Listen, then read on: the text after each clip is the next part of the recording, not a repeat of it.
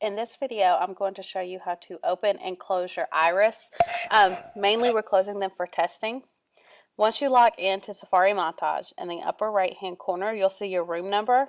Click on your room number to bring up your room settings. From there, the easiest thing is on the left-hand side, you see View Path. Click on View Path, and then click on Classroom Camera. That'll give you both options that you have when you record videos for either the double panorama or the quad.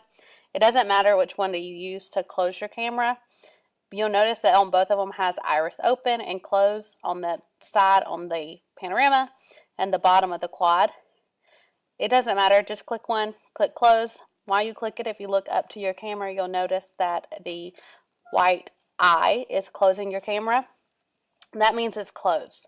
If you want to check to make sure that it is actually closed, you can click view on either one of these. It'll come up with the pop-up. Mine automatically come up, but yours will come up with a pop-up that you'll have to open right here in your bar. And as you can see, it says privacy mode, and all I can see is black because the iris is closed. If the iris was open, let me go back. If the iris was open, and I clicked view, make sure it's open, and I click view, you will notice that when it pops up, you can see the classroom. So to make sure that it is closed, so hit the view just to double check to make sure it's closed. If for some reason your iris is not closing, we do need to let Miss Laney know ASAP so that she can get technology to either close it downtown or to get it fixed so we don't have any testing irregularities.